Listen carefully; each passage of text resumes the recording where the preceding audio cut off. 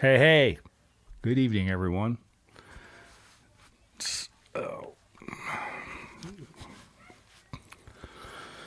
as always, once you enter the room, be sure to give StreamYard your credentials. Say hello so I know who you are.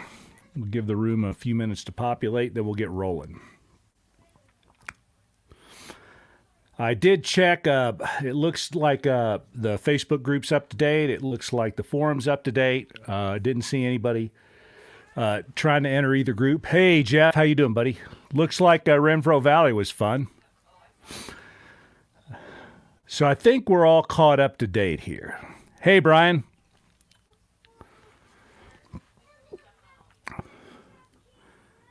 There are some teams in the forum, hello, Richard, that I've never heard from before. As I said, if I don't know you, you have to have a letter of recommendation, and there's some things like that. And some people did do that. They just went ahead and registered. And hello, John. And I'm going to just, I'll give them another week. They should be watching these things and knowing what's going on anyway. Hello, Tyler. But if they don't, I'm just going to delete those entries, and it'll free up some dates. There's just one or two of them in there, I think. I have to go back and make sure that I haven't heard from these guys. But in most cases, I think there's two teams I haven't heard anything from. But everybody else is fine. Hello, Luke. And we got I think this is a good crew that's coming through this year. I know a whole lot of you. And if I don't know you personally, I know of you. And I think everybody's pretty solid. And we're going to have a spectacular season. And I guarantee you're going to have a lot of fun. The weather around here this spring is spectacular. I think the first team through, the Spooners, are going to be taking snow shovels as well as snow saws, or as well as saws to get through, chainsaws. But other than that, I think it's going to be great. You're not going to be dealing with a lot of dust. The long-term forecast is kind of cool and wet, and I think it's going to be great. Well, all right, let's talk about equipment tonight, and the things that I think you need and that you don't need. Hello, Andrew. So this is another one of these controversial topics. It's like talking about tires or oil or anything else, and it starts fights and stuff. And so all I'm going to do is say this is the way that I successfully did it a bunch of times. Now I haven't ridden it in 5 or 6 years. Equipment changes a little bit, so you can kind of extrapolate your own needs based on what I'm going to tell you. But the fundamental principle is you need to go really light. And there's an old adage in mountaineering that works really well, which is, you're walking up to the base of your big wall or your big alpine climb or something. You get all the stuff out, lay it down in your campsite that you think you're going to need to take with you. And you pare it down to the bare minimum. You absolutely cannot live without everything that's in this pile. And then you scrape half that pile off to the side and you take what's left. That is the way you should plan for the Tour of Idaho. I see people show up with some stuff that I just think is ridiculous. Sleeping bags and stuff like that. You don't need that stuff. If you do need it, you're out of the tour anyway, probably. So going light is just the most important thing. Now, that starts with your motorcycle. We talked about that last week. Some bikes are a lot lighter than others, and there are a lot of really light motorcycles out there these days, even 500s that are way light. I look back at my XR 650R, which I loved, and as long as you keep it on the trail, it was great. But, man, as soon as it got off the trail, when you were trying to huck it back up, that's when you realized how much it weighed. The 600R was the same way. When I started getting into 450s and then KTM 300s and stuff like that and 350s, it's so much more fun because there's less weight. So, hello, Mark. So you have to go super light, I think. Now, not everybody does that. There have been some guys that have come through that have carried a lot of stuff. Jimmy Lewis carried a lot of stuff, but he's Jimmy Lewis. He can do whatever he wants. I've seen some of these guys from Canada come down, these really high-level, pro-level riders or A+++ level riders. They like to carry a lot of stuff. And some of them do just fine, but a lot of times there are people that wish they had carried less. In fact, my shop is full of stuff that people disregarded after the first day, or discarded, I should say, after the first day. My shop's full of stuff that people just left and never bothered to come back and get. So I got all kinds of spares out in my shop in case you show up here and I get to meet you and you're short of something. So my kit is already on the forum. Everything that I carry is there. I talk about the GPS units and why I use them, and I talk even right down to socks and underwear, what I take and what I don't take. Now, one thing that is essential that may strike you as a kind of a luxury item is you do need to take a set of very lightweight shoes, running shoes. I've got some of these. I figure they're Nike shoes, but Adidas, every company that makes athletic shoes makes a set of these really light, ultra lightweight shoes. They're almost barefoot shoes, and you can roll them up into a real small bundle. They weigh ounces for a pair. Trust me. And there's a guy on here watching tonight, Jeff from back in Kentucky, my buddy, that can tell you all about what it's like to walk a long way out in a set of motocross boots. You're going to want a set of, not just for if you have to walk out of somewhere, but walking around at night. Your feet are really going to hurt in your boots after a few days. I've tried every kind of boot in the world. I went through all the CDs. I went through all the Garnets. I went through all the Alpenstars. Your feet just going to hurt because you're riding a long way every day. If you're standing up on your pegs, your feet take a lot of, Nike Free. Thank you, Scott. That's exactly what I have. They're a little spendy for what they are, but they are super light. They fold up into a really small ball, and I don't want to talk about it. And they're great, and I've used those. I walk around them in at night.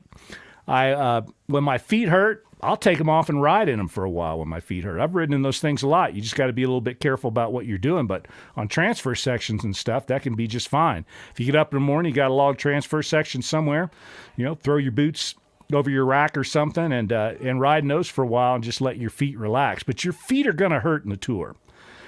And on that topic, in your boots, something that I found that really helps a lot, and we used to have a guy here in Pocatello that would do it for you. I like to get custom footbeds made for my motorcycle boots. It was a lot more important to do that when I was riding in the Garnets and CDs because they're more motocross-oriented kind of boots. They're super stiff, which is nice. You need that because you're standing on your pegs and it gives you the support you need. But it's uncomfortable after a while. And so I always had custom beds made. It costs $50, $60 to get somebody that knows what they're doing to do it. And it really helped a lot. And there used to be a guy in Pocatello, Jason Smoot, who'd do it for you at the Red Wing store on your day off. He'd fit you up a set of custom footbeds for your boots. And everybody really liked him that did it, but he retired and went off to do something else, and that service is no longer available here. Now that I've started wearing softer boots, the Formas and the Climbs and stuff like that, which I think, by the way, work quite well for the tour. Now, are they as sturdy as motocross boots? No, they are not. So if you take a big hit, your foot is more vulnerable in a softer boot like that. But they're good enough. And, what I tell people is, if you're riding the appropriate pace, you're not likely to take those big hits. Typically speaking, when people have a terrible accident in the tour, it's always due to the same thing. They were going too fast in some place they needed to go slower. Tour is, over 2,000 miles long. It's 13 days. It really doesn't do you any good to be on the gas all the time. You need to just putter along, ride at a pace where you feel completely in command of the motorcycle. And that pace typically is going to be somewhere between 10 and 20 miles an hour unless you're in a transfer section. You're not likely to take any big get-offs at those speeds, so I don't think you need as much protective equipment. So I think those softer boots are fine, and your feet will feel a hell of a lot better. I think that I've said before, I don't think you need a neck brace. I don't think you need a lot of armor or anything. You're riding at trail speeds most of the time. And when you're out on the transfer sections, just take it easy. Don't fall off your bike doing 60 going down a paved road. You do need a good helmet, and you need a helmet that vents air really well. All climb helmets do that, and there are other brilliant helmets out there that vent pretty well. I recommend light-colored clothing. I've talked about that a lot. Even though cold is an equal problem on the tour as heat, and talk to any of these guys, the Stafford brothers, talk to Jeff Jensen, any of these guys that have gotten nailed due to the cold, and they'll tell you it can get mighty cold. But heat and the cold are both your enemies, and both of those things have knocked people out of the tour before. And you can experience them, hello, Connor, in the same day. You could be down in a valley, and it could be 100 degrees, and you could be dying of heat prostration. You ride up into the mountains and it starts raining, and next thing you know, it's 35 degrees and you're hypothermic. So you can encounter it all in a very short distance. But here's why you want light-colored clothing. When the sun's out and it's beating down on you, that light colored clothing will do a much better job of keeping you cool than dark clothing. Now, I know motorcycle guys all like black, but it's the dumbest thing in the world in the heat because it just turns you into a human cooker. But at night, it doesn't matter. You can be wearing any color you want because the sun's not out, so black doesn't really absorb anything. It radiates away pretty fast at night, so you get cold a little bit quicker, but that's basically it. The insulated effect sort of makes up for that. So light helmet, light boots, and light clothes are what you want. You don't need a lot of armor. I wear that Climb padded shirt, that mesh shirt they got that's got the D3O armor in it. I wear D3O in my knees and my elbows. Got a little in my hips. Any good set of motorcycle pants will have places in them where you can put all that stuff. Same with jerseys. And you're set. You just don't need a lot of heavy stuff. You shouldn't be riding. This isn't a motocross thing. It's not a hard enduro rally where you're trying to win. You're just trying to get down the trail so you can take your time. And all that heavy stuff, that stuff all weighs a lot. And if you're just doing laps around the track, it doesn't make any difference. But you got to carry it with you for 2 weeks across many thousands of miles of trails, some fairly difficult. So if you just slow down, you can disregard a lot of that safety stuff. So we talked about lightweight. We talked about light colors. We talked about, just basically leaving a lot of the stuff that you don't need behind. Softer boots are a little bit more comfortable, footbeds. Make sure your helmet vents real well. Now let's start talking about stuff you're going to carry with you. Aside from the stuff that's attached to your bike, like your GPS units and stuff like that, I'm really a big fan of the Giant Loop Mojave bags, and here's why. They're bomb-proof. They're just built wonderfully. Dave and Harold have both been friends of mine for years. They don't get along anymore, but when Dave designed this stuff and Harold sort of put the nuts and bolts together, they built a good company. And Giant Loop makes great stuff. It's reasonably priced. They support what they sell. The stuff is it's made by people that give a hoot about what they're doing, and I like that. The Mojave bags are the perfect size because they're too small to get more stuff in than you need. So I have a set of Mojave bags. I've got several of those Giant Loop gas bags, which I like a lot. I've got a couple of their little knick-knack bags and stuff that you put on your handlebars, and I think the stuff's great because the seams are all taped. The zippers are all sealed. Stuff doesn't get wet on the inside, and it's just bulletproof. You can drag your bike through rocks for a week, and those Giant Loop bags will hold up. Straps don't fall off. They sell you all the stuff that you need to get it snugged up to your bike just right. I'll tell you a little story, too. You tour vets know this, but about 10 years ago, there was a crew that came down from northern Idaho to do the tour. And one of them was a guy that ended up becoming a dear friend of mine who's unfortunately no longer with us. His name is Jimmy Stocker, number 5. And he didn't want to do it by himself, so he came down with these 2 other guys he was going to do it with. And I could just smell the bad juju when they all showed up here. It was just 3 people that should not be riding together. They were all individually, I think, really nice guys, but, chemistry is an important part of putting together a team. And Jimmy was raring to go, and these other 2 guys were excited, but they had no idea what they were getting into. Jimmy had done all the work. He'd done all the reading. And these guys were just like, they were going to, how should I put this? They were going to impress upon us their grandeur by their mere presence, I guess is a good way to put it. So they show up, and the first thing I do is take them out into the desert, see if they could ride sand, because back in those days, we had a much longer, more difficult route through the Day 2 desert. We took you through about 75 miles of that really soft sand, and it was brutal. You were getting out there late in the day. Everybody was getting there about 2 or 3 in the afternoon, and you ride down these sandy washes and stuff all day long, and it was just bottomless sand. You'd stop, sink up to your skid plate that time of year. So these guys get out in the desert, and they're like, I don't know. So a friend of mine wanted to ride it here in town, and I kind of hooked Jimmy up with this guy, and they went off and did it, and Jimmy was successful. He made it to the other end. But these 2 other guys, one of them just turned around and left. Like after the day in the sand, he packed up his motorcycle and took off back up north. He had some big XR 650R that he had an electric starter on. The damn bike probably weighed 500 pounds with the starter on it. he was smart enough just to go back home, but the other guy decided he was going to stay here. Now, I like this guy. He was a nice guy and very pleasant, but he was an engineer, and he had this engineer's mentality about him. And I'll never forget that we were talking about bags, and he said, well, I know you like Giant Loop, but let me show you what I got. And he pulls out these things that are Giant Loop knockoffs, and they were made by a company down in Salt Lake City that just copied Giant Loop's design, sent it to China to have it made, and then brought them back. And it wasn't, I mean, it was just not Giant Loop quality. It was a nice looking bag. It looked a lot like a Giant Loop, but it wasn't. It was much lighter weight. The material wasn't as good. The sewing wasn't good. And he's telling me how great these bags are. And I'm looking at him going, man, I don't know. You know, I pulled out a set of Giant Loop bags, and I said, look, this is a 2-year-old set right here. In fact, I'll sell you these cheap if you want them because it's better than what you have. No. These knockoffs, these Erstas bags are good. So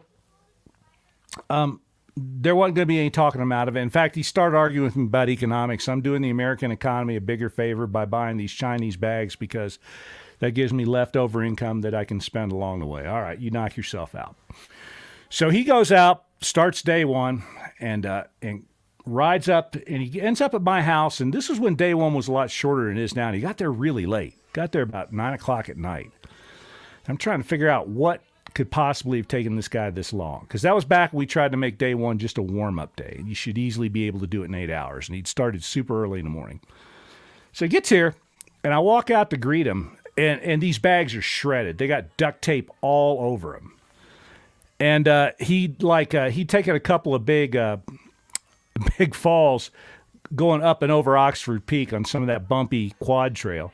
And he just shredded these bags. They leaked stuff everywhere. He'd lost like half of his stuff. And so he's in my shop. It's about 10 o'clock at night. We're sitting there. He's got his bike up on my rack, and he's making some repairs. And I said, dude, I got a set of Giant Loop bags here that are old. Harold hooks me up every year with a new set. So why don't you take these? I'll sell them to you for $100. And they're in really good shape. No. A little duct tape. He had got some like tire glue out and stuff, and he's like gluing rubber patches on these things and taping them back up. And I said, okay, you know, that's what you want to do. But you know, these are yours for $100. Wouldn't do it. So the next day he takes off, and that happened to be I got married a few days before, and it was my honeymoon. So I decided to go out the next day and like follow these guys, but I got a really late start. I was going to ride a few days of the tour, but I got a late start, and my goal was to try to catch them, see how far it took. Didn't take long. So I get out I get over to American Falls, and it was a much longer way to American Falls than it has been the last few years too. It was about 120, 30 miles to American Falls. So we get over there, and these guys are all sitting. It's like 2 p.m, and this guy is sitting, not all these guys, this guy is sitting in the co-op there eating a sandwich at 2 p.m. And I'm going, hey, you know, dude, it's a little late in the day, and you really need to book. So that kind of catalyzed him. So he gets up and takes off out of there and takes off. So I sat down and ate a sandwich because I know I can get across the desert fast. Well, it's a burner out that day. It's about 120 degrees in that freaking desert. When I stepped out of the co-op there in that parking lot, you could just see waves of heat everywhere. See the shimmer right across the parking lot. It was so hot. So I jump on my bike and start to ride away, and I go, this ain't going to do. So I go back, and I buy as much water as I can.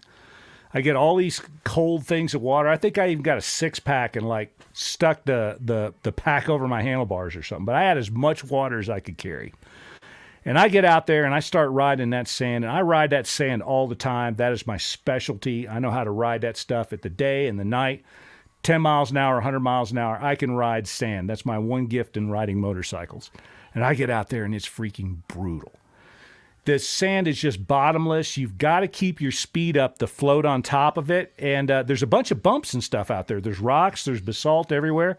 So you got to be super careful. You're trying to keep it on the gas enough to stay on top so that you don't lose traction. But then you're coming around these corners, these big drifts and stuff, and boom, you're squaring up these lava rocks and stuff.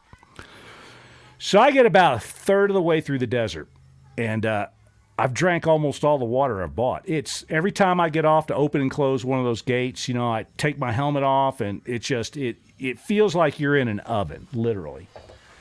So I get out there, and I'm riding along, and all of a sudden I see something in front of me that I'm sure is a mirage.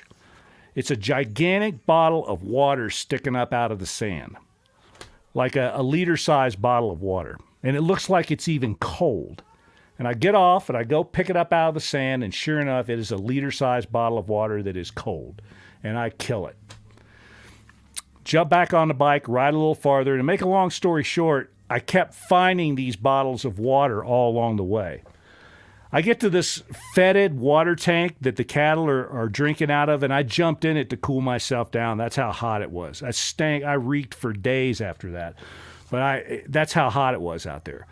But about every few miles, up would pop magically out of the sand another bottle of water, and I know you all know where this is going. This guy's bags were falling apart, and he shredded all of his water. So I finally found him way out in the middle of nowhere, and there was an old well out there, and he was under the well in the shade. He'd run completely out of water. All of his water was gone. He didn't realize he was shedding water until all of a sudden he reached in, he thought he had 6 bottles and he had 1 left. So he's sitting in the shade under this old water tank out there, and I come rolling up on him, and I did not have the heart to tell him that I had drank all of his water and there was none left. But instead, what I did was I said, okay, all you have to do is you got to ride another mile down this sandy wash, and you're going to hit a gravel road. Just turn east on that gravel road, you'll go to Blackfoot, Idaho. It'll take you about 40 miles, but you're going to end up right in Blackfoot. You cannot possibly get lost. And that was the end of that guy's tour. And that's crappy equipment and being stubborn. And I'm not going to tell you the guy's name because I like him and he's a good dude. But we have in the tour community, we call swag that we find on the trail, we name it after this guy. We call it J-Water. And the J-Water tail has made its way around the circuit. So giant loop bags, the Mojaves, they're really good. Now, there are other people that make good bags, but I think the Mojaves are the best for the tour. But, as long as you come up with something that you think is going to get you from one end to the other, it's not too big, it's not too small, you're good to go. Giant loop, a couple of those giant loop fuel bags, I think you're good to go with those. I just carry 2 because I got a fairly good sized tank for all my bikes. You can always buy just like a plastic gasoline can at a store. And if the capacity you have you don't think is going to do it, just buy a plastic gasoline can, sling it over your handlebars because you're probably not going to be riding very far with it. And then when you're done with it, just put it on a picnic table somewhere. Somebody will think that the manna falling down from the heavens just hit them in the head when they find a free gas can. So I don't consider that litter at all. What else? So let's talk specifically about what items of clothing, first aid kits, things like that. You need a good first aid kit. And you also need the ability to understand first aid. If you set out on the tour of Idaho and you don't know how to splint a broken bone, you don't know how to measure vital signs, you don't know how to recognize if you or someone else is going into shock, you're making a mistake because you could very well lose your life. You're going to be spending 2 weeks in incredibly remote areas where help is not on the way if something really bad goes wrong. Now, you got your PLB and it's got the come get me button, but a lot of times it takes a long time to get somebody back into where you're at. We've had people that have called for help early in the afternoon and we couldn't get anybody into them until the next day. That's how remote you are. It's just, there's nothing you can do. You can't fly helicopters back into a lot of these places. So somebody has to land a helicopter as close as they can. Then they got to come looking for you on horses with Stokes litters and stuff like that, or they actually got to push the thing down the trail and pull you out. It can be a mess. I mean, it may not be right away when you get out. So if you run into that, first of all, that's my plea, don't get hurt because getting hurt could really suck. Second of all, it's going to take a long time. Even if you just have a mechanical, it's going to take a long time for somebody to get to you in some of these places. Make sure you know your first aid. Take a refresher course. You can do it online these days. And a lot of you know how to work on your bike, know how to work on your body if something goes wrong with it. You should understand basic first aid, and you should assemble for yourself a small first aid kit. Now I used to ski patrol, so I'm used to putting together my own first aid kits, and I've had a paramedic type training before, wilderness emergency care training. So I used to always put together my first aid kits, but a couple of years ago I started looking on Amazon. Holy cow, there's probably 10,000 first aid kits on Amazon, and a lot of them are pretty good. I think I've got 5 or 6 sitting out in the trailer right now that I bought just to see what was in them. So you go to Amazon, you can put together, without having to source anything individually, a brilliant, small, compact first aid kit. If it were me and I had a friend that was a doctor, I'd go maybe try to, you want to bring a lot of ibuprofen. You can buy that in stores along the way, but you're going to need ibuprofen. And I have my doctor, my wife's a pharmacist, and I know all the doctors and stuff. I can usually get some things like some Oxycontins and stuff in case I break a bone or something that'll get me through the night without too much pain. So assemble a first aid kit and know how to use it. That is an item that is, in fact, worth carrying, the first aid kit. Something else that is very much worth carrying, especially if you are solo, is the rescue kit, the pulley rescue kit. There's a lot on it about Moday. There's some discussion about it in the forum. There's a company up in northern Idaho that makes them, Cascade Rescue. Get the expensive one, too. The cheap one is okay, but you'll know where your money went when you have to use it if you use the expensive one. It's got locking cams and stuff in it. The thing's just wonderful. It takes more time to set the thing up properly than it does to extract the bike in most cases. A lot of people call the Tour of Idaho the Tour of Side Hill. And it's not if you will need that rescue kit. It is when you will need the rescue kit. You can talk to Jim Spooner. You can talk to all these other guys that are super good athletes that have done the tour that just didn't think they'd need the damn thing, and they needed it. If you're by yourself, you're out of your mind if you don't have a rescue kit, because there are places where you're just going to have to walk out. You're not getting your bike back up that side hill or out of that creek by yourself. So the rescue kit is another thing that's well worth its weight. I put it in one side of my giant loot Mojaves. So you got a first aid kit. You got a rescue kit. Other than that, I don't take a whole lot of stuff. I don't take a bunch of tools. I don't run anything fancy in my tires. I run ultra heavy duty tubes. I use my rescue kit 3 times on my tour. There, Sean Smith, who rides more trail than that guy? Okay, he's a trail meister. And I think his climbing background helps him with that, too, because he gets it. Once you've tried to haul bags up vertical walls or up steep alpine routes, you understand that gravity's not your friend in those situations. And most motorcycles weigh more than most haul bags that I tried to tote along. You're not getting good pulls either. When you're pulling your bike back up a side hill, it's not like it's hanging free. It would be easier if it were hanging free. You're dragging it over rocks and trees and stuff like that. And it's just, you'll wear yourself out. You'll never, ever be able to get your bike out of some places without that. Somebody will have to come back in and help you get it. All right, so let's see. Rescue kit, what else? Let's talk just clothing, or tools. That's where I was at. I don't take a lot of tools. I take tools to fix my tires. I run ultra heavy duty tubes with some slime in them that I put in right at the beginning of the tour. I fill them up with slime. Ultra heavy duty tubes, get the Bridgestones. I think they're the best because they're the heaviest. And I run stiff sidewall tires. And you know what?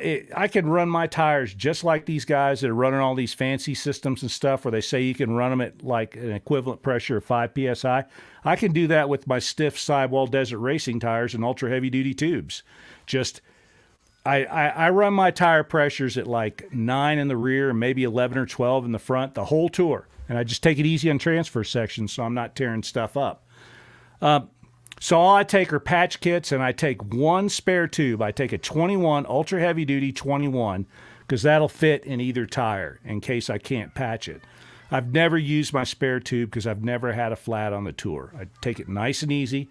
You do not get pinch flats with those really stiff sidewall tires and ultra heavy duty tubes, or you'd have to be going a lot faster than I am to get a pinch flat, I guess. So not a lot of tools. Remember, if you have to rebuild your bike on the tour, your tour's over. You're not going to make it. So take enough to get you through small things, and put together a toolkit too. Like, figure out what I need.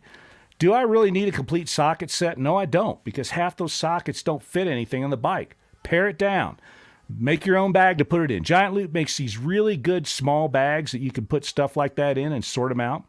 So, a couple tire irons, wrenches that fit all the nuts that you're likely to need, nuts or bolts that you're likely to need to take off to do some sort of routine thing. Loctite, safety wire, everything on the bike before you go. And I'd use the red Loctite if I were you, because your bike's going to shake like you wouldn't believe. I've seen guys lose everything on bikes. I've seen guys show up with like chain rings that they had the safety wire on the tour because the bolt rattled out. Front cogs, I should say. It's incredible the abuse that bikes take. So safety wire everything, red Loctite everything, and just try to do all that stuff to make the bike as solid as you can before you go. But don't bring a ton of tools. Don't be bringing big heavy wrenches. Don't show up with an impact hammer or anything like that, because if you need that stuff, your tour's over. A lot of guys show up with bikes that are pretty clapped out too, and I don't get that. Your bike needs to be in pretty good shape. Now, Jeff's got something here. Filter skins are a must, and I completely agree. I stack them. So I take every filter skin that I'm going to use, and not every one. I generally carry about 5 filter skins with me. And what I'll do is the first day I'll just stack like 2 on top of the one that I got. I'll ride a couple of days, and every other day I'll rip one off. And then when I get down to the filter itself, I'll put the next 3 on and just do the same thing. Just take them off. Your bike will run a little bit rich, and that'll keep it cooler, but it'll be just fine. And you don't have to oil them if you do it that way either. You just take them off and throw them away. Find a garbage can somewhere and disregard them. And I think those filter skins are also another thing that's worth the wait. I think I've taken 6 with me in the past with a clean filter to start. And you don't even need to oil them. You put them on over your filter, and all you're trying to do is basically keep your filter in fairly decent shape. Don't carry, you have to carry 2-stroke oil if you have a 2-stroke bike, but I don't carry motor oil for my bike. I make sure, unless it was using oil, then I might, but every town you roll into, you're going to be able to get some oil for your motorcycle, so you'll be fine with that. I don't think you need to do that. So we talked tools. Let's talk specifically clothing. I take hardly anything. I take those shoes. I take a really lightweight set of nylon shorts with me for walking around at night. I wear just an Under Armour or a Nike style athletic shirt, the moisture wicking shirt. I wear it underneath my stuff all day, and at night I go wash it in the sink when I get to the hotel and then put it back on while it dries out and go to dinner. Wear those lightweight athletic shoes. I buy underwear along the way. Like when I get to Chalice, I know I can go into town there and go to the dollar store and buy underwear. I know I can buy cheap sweatshirts and cheap T-shirts and stuff like that. I don't carry much stuff with me. I buy it along the way. The one exception to that rule is I think you need good socks. So I'll carry a few pairs of good socks with me. But there are places along the way where you can buy high-quality socks too. But socks are kind of important. Ask anybody that's had trench foot from being in and out of those streams. I've talked about this a lot, but since we're talking equipment, let's talk about it again. I don't take a lot of extremely warm clothing with me, and I don't take a lot of rain gear because I can obtain that along the way. So if I am looking at the weather forecast and I see, look, I'm getting ready to run into some rain, some precip, that's what makes it cold when it starts raining up in the mountains. Then I will go into a hardware store in whatever town I'm in, and every hardware store in the world will have a display there where they've got all these plastic raincoats, and those plastic raincoats work better than Gore-Tex for what you're going to be doing. And then I'll just buy a bunch of sweatshirts and stuff. I'm not above, even spending some money and buying a decent jacket, but you kind of hate to throw that away. If you buy a sweatshirt or something and you leave it in the hotel the next night, you don't feel bad about it. These old plastic rain suits are like $20. I don't feel bad about leaving that somewhere either. But I don't carry a lot of stuff. I do carry one really lightweight Klein Gore-Tex jacket, but that's not going to help you out when it's really cold and it's really rainy. That'll help you out after it gets dark and kind of normal conditions. But if you run into rain or snow, it's not enough. You need something that's waterproof. Gore-Tex works by membrane size. And what happens is it turns out that the vapor is smaller than the water droplets, so water droplets won't go through, but vapor comes back out the other way. It's a little bit more complex than that, but not impossibly so. But here's what screws that scheme up. If you get a lot of dirt, like if tree limbs and stuff are whacking your arms or whacking your chest, you start to get dirt on Gore-Tex, it wicks the water through. So the water can move through by capillary action if it gets dirty. That's why you have to keep Gore-Tex clean. Now, some Gore-Tex is better than, it's not all equal. I mean, that's the membrane. Some people make their clothing with that in mind and try to beef that up. But I've never had good luck with Gore-Tex riding motorcycles. I've had good luck with it in mountaineering where you can keep it cleaner. But when you're on your bike, you're just getting slapped by trees and you're in mud and stuff like that. After a while, they leak and you'll get cold on the inside of Gore-Tex. You will not get cold or wet on the inside of an absolutely waterproof plastic rain suit. You may rip it, but you can duct tape it back up if you do. So I don't carry a lot of warm clothing. I carry I have that little Climb jacket. What's it called? It's my favorite one. Somebody will call it out in a minute. I also don't use the Climb Mojave gear for the tour. I use the stuff that's a little bit heavier duty. The Mojave is like the stuff that's completely vented. And I like the stuff that's not. Yeah, the Stowaway. Thank you, Jim. The Stowaway is a really, really good jacket. And it's perfect. And again, it'll work for what happens when the sun goes down, which is going to happen almost every day on you. But it won't protect you in a full-blown storm. You need something else for that. So again, I'm really a big fan of Climb clothing. I think they make the best stuff for this kind of riding. Other people do make good clothing as well, but I think Climb is the best. They make this Mojave line that a lot of guys like to ride, but it's too lightweight. It's fully vented. You can't close the vents. That's what the problem is. It's meant for air to flow through it for riding in the hot weather. But they do make another line. It's their next line up, and they may have changed the name of it. But it's I wear the full length stuff. I don't wear the in the boot pants. I wear the full length pants, and I wear the ones that have zippers on them, where you have to, if you want to vent them, you got to open the zippers up.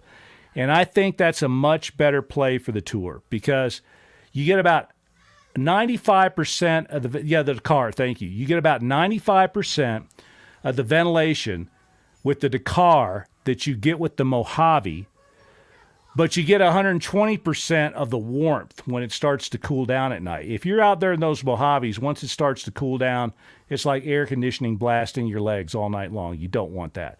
So I think the Dakar stuff is pretty good. Again, pants, I wear the over-the-boot pants. I think that if it starts getting cold, the over-the-boot pants don't hurt you that much when it's hot, especially if they're lighter in color.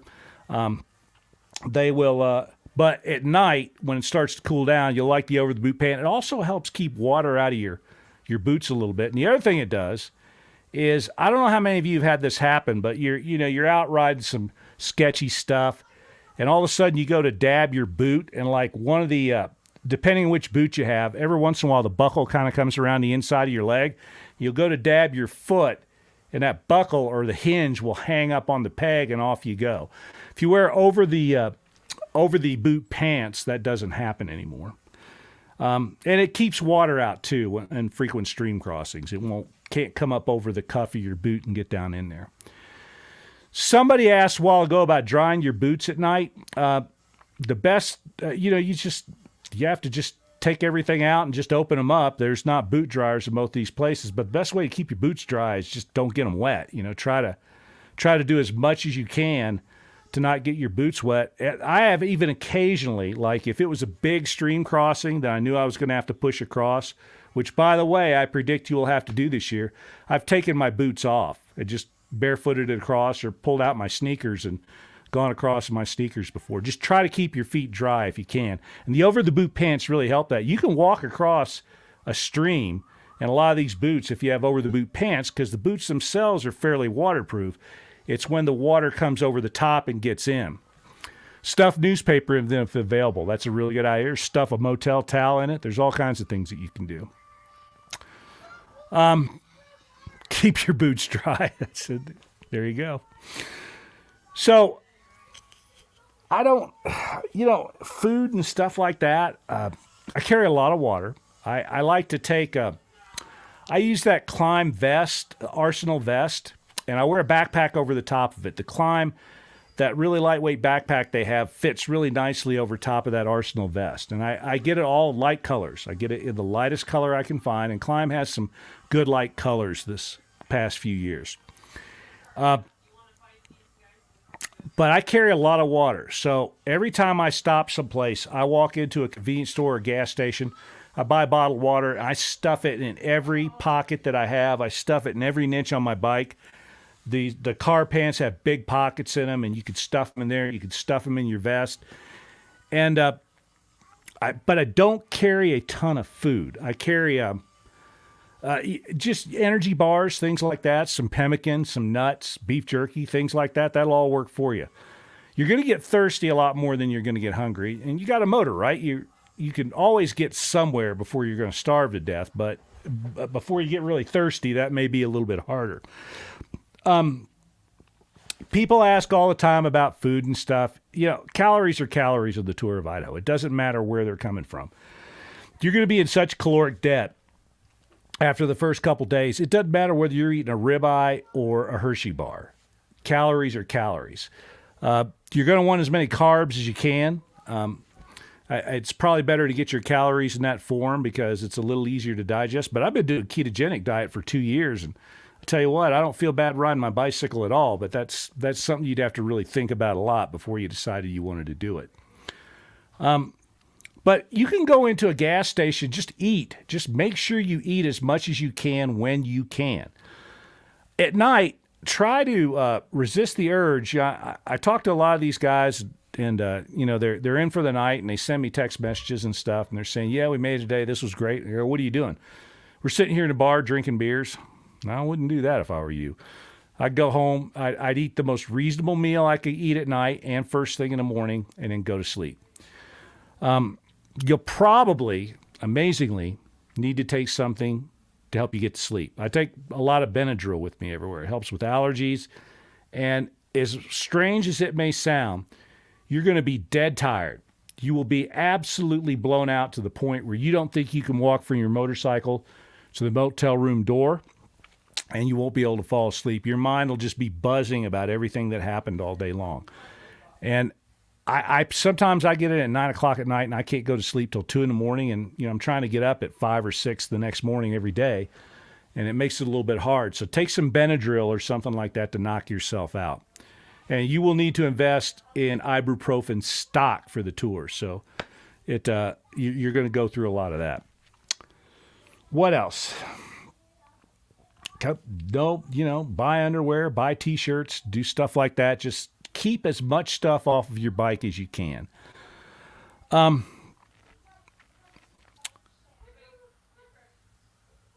think most people carry too much stuff. That's what I've observed through the years. You have to, and I think that you really need to have had a background in something other than motorsports to really appreciate how much gravity tugs on that stuff. Bike hides that for a while, but it doesn't hide it forever. The more stuff you have on that bike, every time you go over a bump, every time you have to turn it, you got to lean the bike to turn it, you got to twist the handlebars. The more mass that's attached to that motorcycle and the more effort goes into it. So it's a cumulative effect. It is something you might not notice on a ride that's just a day or two, or on a log ride that's not that technical, but you're going to notice it in the tour. An extra 20 pounds makes a huge difference in how you're going to feel at the end of the day. And the last few years, we started telling people you really need to carry chainsaws, so you have to account for the fact that you got that big chainsaw up there on your bike. Now, at the risk of being made fun of by Sean Smith, I actually liked Scott Murray's chainsaw. So that's an inside joke. But I think for the tour, you can get away with a smaller saw. Now, there's some saws that are just too wimpy, but I think the one that Scott had was okay. It's not what I carry when I'm just out doing daily riding. I have a steel 192 top handle, and I've got a couple of old Dolmar arbor saws that I really like. Those are really good lightweight saws. They all weigh right in that 9 to 10 pound area, full of fuel, and they're great. But Scott Murray came up with this saw last year that was tiny. And yeah, I think for the tour, you could probably get away with it. Scott, what was it? Or Sean, you know what it is too. One of you guys tell me what it was. But I actually kind of like that saw. It's not what I would carry with me in everyday use, but for a tour of Idaho kind of a deal, especially if you're not the first guy through, if you're following people, I think you can get away with something like that. It was inexpensive and it was extremely light, had a really small bar on it, it was compact, and that would be something that I would consider. Echo CS, yeah, nice saw. Just don't run into Sean Smith anywhere because he'll tune you up. You're going to need to take the fluids and stuff that go along with it. Yeah, 12-inch bar. As long as you don't come across a big down tree that's common in the last half of the tour. That's true, which is why I would suggest if you were first, that might not be the thing you'd want to do. But, if you're following other people, if you're a little later in the tour, you might be able to get away with something like that. 12-inch bar is too small for anything. I usually carry a 16-inch bar on all my saws, and a 16-inch bar will get you through almost everything if you're willing to take enough cuts. You can kind of go around the tree and keep working on it and stuff, and you can eventually get it out. And those Dolmars and those Steels, they're pretty fierce little saws that they're coming out with these days. It's you can really, really rev the saw up. It's a high revving little saw. That's exactly what I have. I have a 192 with a carbide chain and a 16-inch bar, and it's great. But it is a little big for a small saw, and I kind of like Scott's little saw, cute little saw. But you got to carry that chainsaw. If you're on a 2-stroke, your fuel situation's set. If you're on a 4-stroke, you're going to have to carry a little bit of fuel for that, or at least you're going to have to carry the oil to put into it. You're going to have to carry some bar oil. I would still carry a silky saw, as Damon's talking about here. Even if I have a chainsaw, I'm going to carry a silky too, because a lot of times the silky might actually be quicker. So carry your silky, carry your chainsaw. If you were in a group, you probably only need one chainsaw per group, but everybody needs a handsaw. Everybody needs a silky. And if you split up, that's one thing that the people that are going on, they got to take the chainsaw. So everybody has to have the ability to carry the chainsaw, to carry toolkits, to carry navigation stuff. Everybody needs to have the ability to do that. A conversation that we'll have next week. We'll do one more of these, and then I'm going to take a few weeks off. But next week, I'm going to talk about psychologically what you need to think about as you're preparing for your tour and as you are executing your tour. And one of those things is, what happens when somebody decides they can't go on anymore? You're in a group of 2 or 3, and this one guy says, I can't make it. That's something that you need to think about well in advance. What are we going to do in this situation? Who takes what? How do we hand the gear off?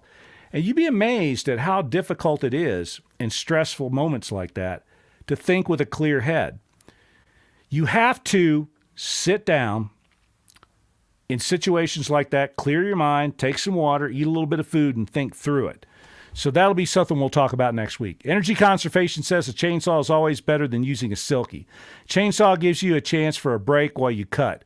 A silky is a chance to rise more energy. I don't completely agree with that. Sometimes it's easier for me to get out and whip that silky out. If it's something that's the size of my wrist or something smaller than that, I can be through it in 30 seconds on the silky, and I don't even have to undo the chainsaw, start it, and all that stuff. But your point is generally more correct. If it's anything that's very big, the chainsaw is definitely better. But I run into a lot of stuff that's kind of small, just like little spears sticking out. Whip out the silky, and it's gone in 20 seconds, and you're back, and I don't even have to get off the bike to do it. But Sean is he has lots of experience and stuff like that, so his word is at least as good as mine when it comes to that kind of stuff. So that's about all I have tonight. I can't think of anything else that I haven't covered equipment-wise. Just as light as possible is what you want to be thinking about. From your bike to the stuff that you carry on your bike, how you carry it. We've talked a little bit about that. I prefer to wear stuff on my body. A lot of people like to have everything, nothing on their body and everything tied to their bike. There's a really good physics reason for having it on your body, but if you hate the way it feels on your body, the physics reason isn't any good. The The nice thing about wearing backpacks and stuff like that, if you're used to it, is that it decouples all of that mass from the moment of inertia in the motorcycle. If you have all that stuff tied on your motorcycle, every time you go to tip that motorcycle back and forth, that mass has got to go back and forth with it. There's a lot of inertia associated with it, and that slowly causes fatigue. If it's up on your back and you're strong and you're used to carrying things on your back, that doesn't happen. But there's a trade-off there. If it bothers you in your back, then you're going to burn more energy that way than you would if you just had it tied to your bike. So there's no proper answer to that. I know what the proper answer is for me, but I can't answer that for anybody else. Jeff says good quality LED lights and a helmet light. I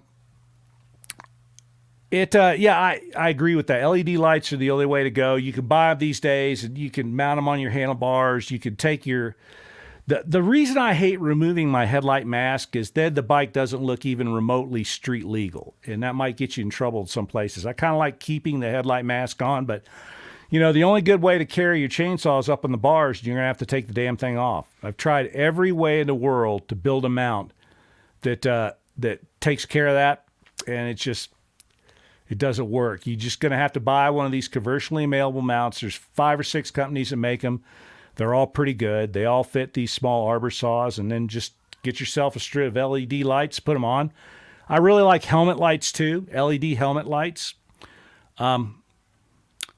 There's not much of a current draw with them. You don't need to run these ultra heavy duty stators that we all used to run back in the days of high discharge lights, arc lights. You had to have a hell of a stator to run those things. You don't need that anymore. You don't need to run these really beefy stators that tend to overheat and burn up and leave you in a lurch. I never got a heavy-duty stator all the way through the tour. I was always no lights, using my battery the last couple of days getting into Wallace. Anybody else, questions, suggestions, anything I've forgotten? Go ahead and lay it out right now in our last few minutes here. And if there's no questions and nobody else has any ideas that they want to share, I ride all summer with my saw mounted and have the Baja Designs S1 light and have never been harassed by the sheriff. Yep. It only takes one time, though, and there are some places like rolling through Pocatello you could get in trouble for that. Probably no place else, but riding through Pocatello, there are some places it could happen. There's a couple places up in central Idaho where it could happen. I don't think it's likely to happen, but Sean's right. I mean, it's the only way to do it, but I'm just trying to tell you why I was reluctant to abandon my headlight mask. Because the bike doesn't look remotely street legal anymore, and there are some people who would harass you for that. Sean says, get used to a loaded bike well before the tour. Truer words were never spoken. Go out and ride the damn thing fully loaded a bunch before you set out on the tour. Set your suspension up. Get used to riding with a bike that's got full of fuel, loaded all this stuff. Make sure your suspension still works. I ran 2 tours on the same anti-gravity battery. It's still on my bike. It works great from 2018 till now. Those lightweight batteries are really nice, and it also reduces that moment of inertia way up high, which is what you don't want. I like those as well. I think they're very good. They don't work very well in the cold, but that's not going to be a problem on the tour. Anybody else? What have I forgotten? Or does anybody have any questions before we move along? Well, in wrapping it up, next week I'm going to talk strictly about psychology. This is how it's going to feel when you're there. This is where your headspace is going to be. These are the things that are going to make you feel good. These are the things that aren't. Kickstarter, oh my God. Yeah, David, that's a good point. At first everything was kickstart, right? You had to kickstart your bike. Then everybody came along with the magic button, and that was great. And now there are bikes that don't have kickstarters on them. They just have the magic button. That leads me to something that I forgot. I always carry one of these battery charger units with me. They're made by NOCO, I think, is the company that makes them. And I can start my bike probably 30 times with that thing. You can power up all your electronics. It's a little heavy. It's not very big, but it fits in a nice place in my vest. If you have one of these bikes that does not have a Kickstarter, you're in for a world of hurt unless you have the ability to jumpstart your bike somehow. A lot of guys use capacitors and stuff like that. Those are okay, but I prefer this NOCO thing because it does more than one thing. If your cell phone runs out, it'll charge it up. They even make like these little solar things these days that you can do the same thing with. You can mount them on your handlebars, and I use those on my pedal bike instead of the NOCO. I have these little solar-powered units that are up there, and they store charge, and you can charge up all your electronics. But if you have a no kickstart bike, make sure you take a NOCO so you can start it, because you're going to be riding so many miles at trail speeds, turning the bike on and off a lot.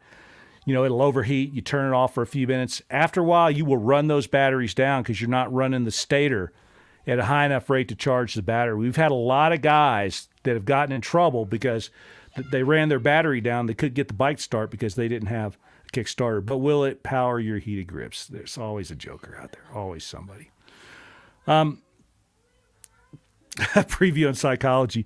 The tour is the very edition of Type 2. I might have to have Sean on next week. If we can arrange you to be on, you should talk about this because your background is sufficiently similar to mine that you know what it's like to be very uncomfortable for long periods of time. So maybe you and I will talk this week. I also added a switch to turn off my headlights. I think that's good. My bike, all my bikes have that stuff on them stock. You can turn the headlights on and off. Used to be you wanted to run your headlight on all the time because it sort of acted as a power soak for the stator, so your stator didn't get too hot. But again, these days you don't need a big stator, and the big stator just gets hot. The little stators don't ever get hot. You're never going to wear them out by winding them way up. All right, Sean, by popular demand, I'm going to talk to you this week. We're trying to get you in remotely next week, and you and I will talk about the psychology of the whole thing. All right, before I go tonight, I'm putting together a little event at the end of the year, and I'm going to be reaching out to talk to some of you about it. The folks that are in the steering group for this year, I'll put it out there first, but there's some of the rest of you that are doing it this year that are friends of mine that I want to reach out to. I'm going to do a little event after tour season in the fall, and I'll be reaching out to some of you guys to talk to you about it. It should be a lot of fun. So, once again, you've wasted a perfectly good hour of your life that you cannot get back with a knucklehead who just won't shut the hell up. Talks for an hour. Just, you know, I have no idea what's going on here. But I'm very appreciative that you all show up here every week and seem to get something out of it. So, again, I'm completely jacked about this year's tour. I think it's a wonderful tour. It's the one I'm going to feel really good about leaving as a legacy route. I think we got great teams showing up this year. I know a lot of you. It's just going to be awesome this year watching you guys come through. And I think we're going to see a lot of success this year because I know the people that are showing up. I know what their mindset is. And unless an atom bomb goes off in front of them, I think a lot of these guys are just unstoppable. They're going to make it. It's going to be just fine. Again, if you're one of these people that hasn't gotten me a letter of reference or anything like that, and you went ahead and signed up for a date, you need to get that fixed because I'm going to go clean that calendar up pretty soon. I was very, very upfront about what I expected this year. If I know you, it's probably okay. If I don't know you, you have to have a letter of reference. Otherwise, you're doing a T2. T2 is T1 with no rules. You can do it any way you want. And I've seen some discussion about that on the forum. Can't wait to be the first out again in July. Dude, I'll loan you my snow shovels and maybe an ice axe or two as well because you're going to need them. It snowed up above my house again today. I walked out this morning and there was about 4 inches of snow on top of Chinese Peak. And it's wonderful for me because we're out of the drought and my well's full and pastures all have green grass in them, but it's going to be pretty nuts. The Spooners are crazy, but they put the boots to it. Anyway, I will see you all 1 week from today, and cheers.